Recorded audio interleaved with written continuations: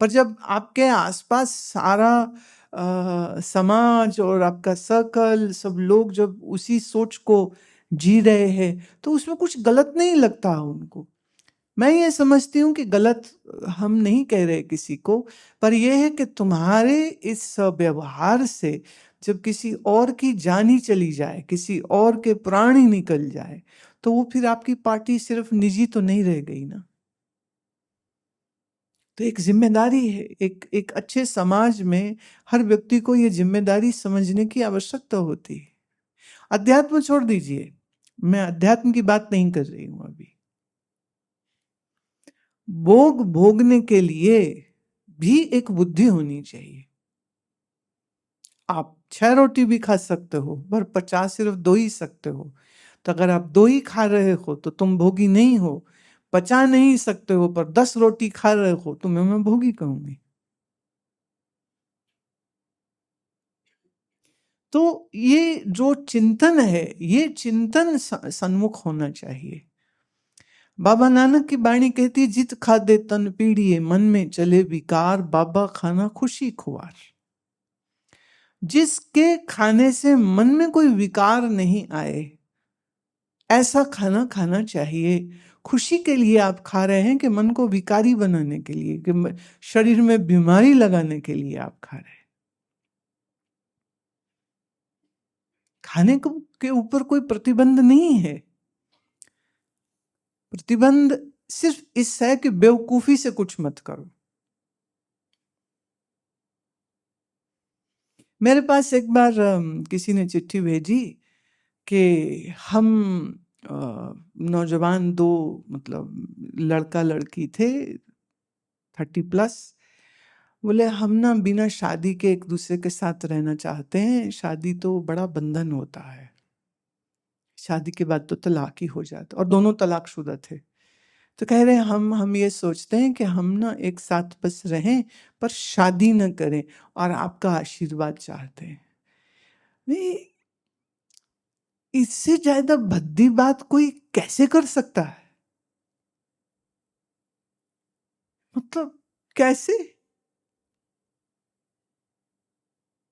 तुम्हारा जीवन है, तुम जो मर्जी करो, लेकिन उसमें मुझे, मेरी सहमति बीच में मत लाओ तुम। मेरे को कोई परेशानी नहीं,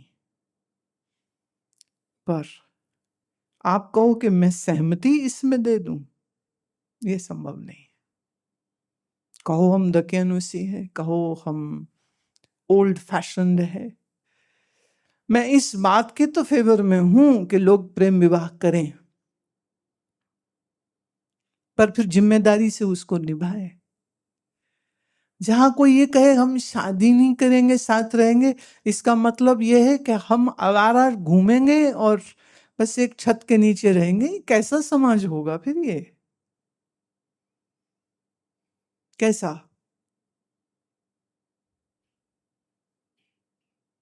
तो हम उत्तर तो अब क्या ही देना। पर अद्भुत बात ये लगी कि उनको हमें ये बताने में कोई तकलीफ नहीं हो रही थी। विवाह करो अगर करना है तो, बाकी तो तुम्हारी मर्जी, जो चाहे सो करो। 6 महीना, साल, 2 साल, 4 साल, 5 साल एक साथ रहेंगे, और फिर जब प्रेगनेंसी हो जाए, या अब चलो फाइनली अब ब्याह कर ही लेते हैं, तो फिर वो कर लेते हैं। तो वो ब्याह थोड़ी है। शास्त्रों में कई प्रकार की शादियों का वर्णन आता है। उसमें एक होता है राक्षस विवाह, उसमें एक होता है गंधर्व विवाह, फिर उस सूची में होता है वैदिक विवाह।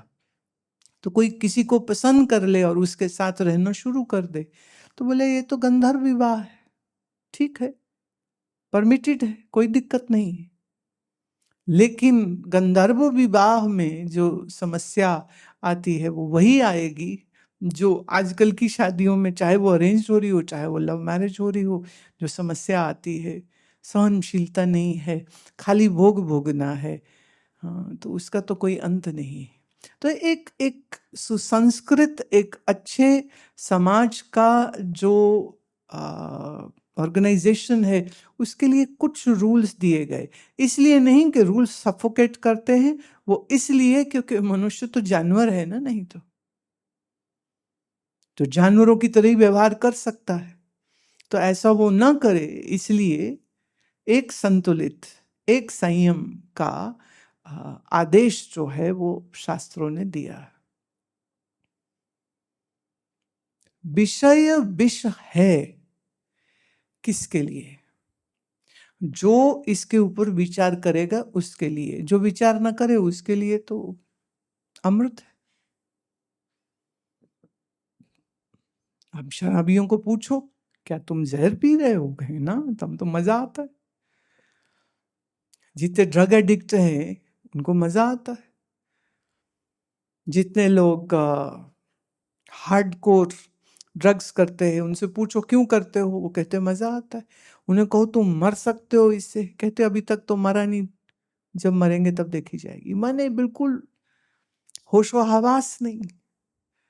तो ये मैं बिल्कुल अति वाला एग्जाम्पल दे रही हूं कि जब किसी भी चीज की अति हो जाती है वो मनुष्य को उसके जीवन से, स्वास्थ्य से, सुख से, शांति से, सबसे ही अलग कर देती। इसलिए विषय विष है तुम्हारे लिए या विषय अमृत है तुम्हारे लिए, ये संबंध होगा आपकी बुद्धि के साथ कि आपकी बुद्धि उसको कैसे देखना चाहती। अगर उसे वो अमृत देख रही है तो हजार तर्क देगी कि इससे बढ़िया कोई चीज ही नहीं हो सकती है। लेकिन अगर जीवन का उद्देश्य चेतना को विकसित करना है तो फिर सिर्फ मात्र भोगी होकर के तो नहीं जी सकते ना आप। जीवन का उद्देश्य क्या है अगर यह स्पष्ट नहीं है तो फिर तो मतलब मौज करिए, जैसे भी मौज करनी है, जब तक जीवन है कर लो मौज, मौत आएगी तो मर ही जाएंगे। योगी भी मरेगा, भोगी भी मरेगा, कौन सी बड़ी बात हो गई। लेकिन विचारवान को ये देखना चाहिए। तो पहला तो यही विचार करना चाहिए ना, जो जीवन है वो क्यों है और वो किस लिए है, और हम जीवन से क्या चाहते हैं। पशु विचार नहीं कर सकता, इसलिए पशु सिर्फ भोग भोगता है बस। मनुष्य विचार कर सकता है और फिर भी विचार नहीं करे तो फिर तो मनुष्य भी पशु है।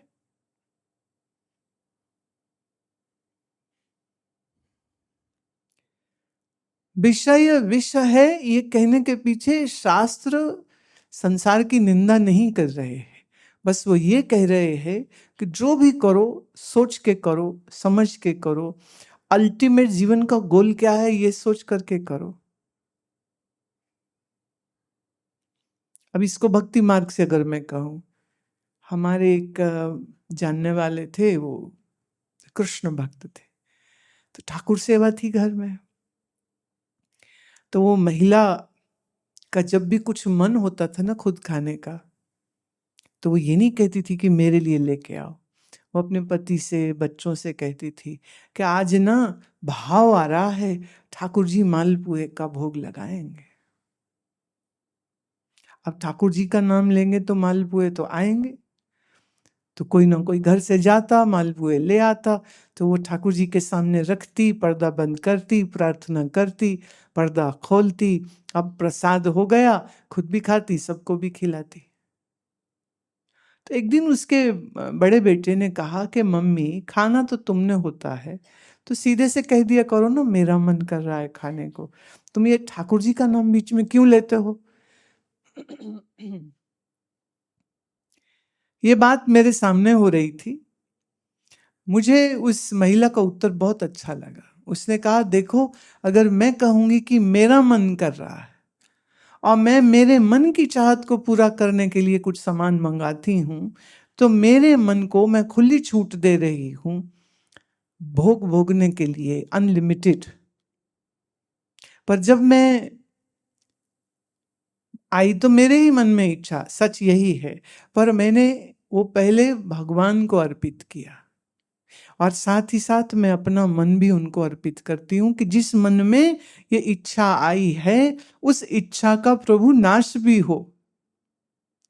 इसलिए जब भोग लगाती हूँ तो भोग के बाद वो प्रसाद हो जाता है, वो भोग नहीं रह जाता है, और वो प्रसाद पहले पूरे घर के सब सदस्यों को देती हूँ, अपने लिए इतना सा रखती हूँ ताकि मेरा मन खाने का लालच करके गप गप करके खुद ही ना खा जाए। अब जितना भी आया सामान घर में, उनके कोई 15-16 लोग थे, अब 15-16 लोगों में वो प्रसाद की तरह बट गया सब कुछ, और पीछे जो बचा थोड़ा सा उसने उतना ग्रहण किया। तो कहती है अगर मैं कहूं मुझे खाना है और तुम लाओ तो मैं तो पूरा माल 1 किलो मालपुआ में ही खा जाती, मैं तो खा सकती हूं मैं, लेकिन मुझे ऐसी भोग की वृत्ति से बचने के लिए मन में आई हुई उस इच्छा को मैं श्री भगवान के सामने रख देती हूं कि मेरे अंदर ये जो वेग आया है खाने का, वो वेग मेरे ऊपर छाया ना रह जाए। तो प्रसाद की तरह थोड़ा सा वो खा लिया। घर के उनके सब सदस्य इस बात से सहमत भी हुए, और चूंकि मेरे ही सामने सारी चर्चा हुई तो उन्होंने मुझे पूछा कि ये जो कह रही हैं इसमें कितना यथार्थ है। मैंने कहा तो मुझसे मत पूछो ना, खुद ही देखो उसने क्या किया है, और हर बार वो क्या करती तुम ये भी देखो। अब मन है खाने की इच्छा तो आ ही जाएगी, लेकिन मैं खुद ही मंगाऊं खुद ही खा जाऊं तो भोगी हो गए। मंगाया और ठाकुर जी के सन्मुख रख दिया, या आपने गुरु के सामने रख दिया, और फिर गुरु से मिला प्रसाद तो फिर उन्हें मालपुआ खाया के प्रसाद। तो प्रसाद और खाने में फर्क हुआ या नहीं हुआ? वही दाल रोटी तुम घर में पका के खाते हो, वही दाल रोटी तुम्हें गुरुद्वारे के लंगर में मिलती है, स्वाद है या नहीं? पर वहां तुम ये नहीं कहते ये रोटी कच्ची है, ये रोटी जली है। वहां जो मिल जाए वो लेते हो और स्वाद से खाते हो, क्योंकि वो है प्रसाद। खाना खाते हो कि प्रसाद खाते हो? अगर प्रसाद खाते हो तो तुम भोगी नहीं हो, और अगर सिर्फ खाना ही खा रहे हो तो फिर तो भोगी हो। माने कोई भी विषय तुम्हारा मालिक न बन जाए, कोई भी वासना तुम्हारा मालिक न हो जाए, ये एक समझ, ये सूझबूझ जो है ये आपके अंदर विचार से ही आती। फिर कह दूं, हमारे संतों ने संसार को बुरा बिल्कुल नहीं कहा, बिल्कुल नहीं कहा। त्यागने को भी नहीं कहा है, उन्होंने ये कहा कि जब भी तुम अपनी इंद्रियों से कोई भी भोग का व्यवहार करो तब उस समय पर सोच विचार पहले होनी चाहिए। जीवन का कुल लक्ष्य सिर्फ संसार के भोगों को भोग के शरीर को रोगी करना तो नहीं है ना। इसलिए विचारवान व्यक्ति बहुत संयमित होने लग जाता है, और विचारवान व्यक्ति वैराग्यवान भी होने लग जाता है। और जब वैराग्य होता है तो संयम भी होता है, या यूं कहो जब संयम होता है विचार से तो वैराग्य भी होता है। तो विचार, संयम, वैराग्य, ये 3 सूत्र है जिससे विषय विष जैसे लगने चाहिए। हम ये नहीं कहेंगे विषय का कितना उपभोग करना है और कितना नहीं करना है, ये एक मीटर तुम्हारे हाथ में आ जाता है। संसार से द्वेष करके संसार से भागना बिल्कुल नहीं है, क्योंकि जिससे हम द्वेष करेंगे हम उससे और ज्यादा जुड़ जाते हैं। जैसे गांव में वो स्त्रियां घूंघट काटती हैं, तो ससुर आया है, जेठ आया है तो घूंघट रखती हैं। अब ससुर को देखने के बाद घूंघट किया तो ससुर तो देख ही लिया फिर, और कई बार ससुर भी देख लेता है तो वो देखने के बाद कि भी बहू उसकी काम कर रही है आंगन में हाँ, इधर उधर जा रही है, पानी भर रही, कपड़े धो रही, रोटी सब्जी बना रही, तो वो देखता है अच्छा मेरी बहू है तो ना, पुराने लोग खांसते थे और वो फट से अपना ना सिर ढक लेती थी या घूंघट काट लेती थी। तो ससुर ने भी बहू को देखा है ना, तभी अलार्म बजाया उसने कि मैं आ रहा हूं। तो ये पुराने लोग ऐसे ही करते थे। पर घूंघट फिर क्यों, जब उसने देख ही लिया तो आप क्यों घूंघट? तो कहते थे नहीं, ये मर्यादा है। सिर ढकते हैं, कई कई घरों में घूंघट नहीं काटते पर वो सिर ढक लेते। सिर क्यों ढकते हो? कहते हम उनको इज्जत दे रहे हैं। मैं क्या, कपड़े से इज्जत कैसे हो सकती? कहते नहीं, हमारे घर का चलन ऐसा है, हमारे घर की मर्यादा ऐसी है। बहुत अच्छे। तो देखा है और फिर विचार किया कि सिर ढकना है या घूंघट करना है, या कि पति आया है तो फिर उसको लगता है ना घूंघट करना है ना सिर ढकना, अब तो मेरा पति आया है ये, या देवर आया है तो उससे भी नहीं करना घूंघट, पर ससुर से करना है, जेठ से करना है।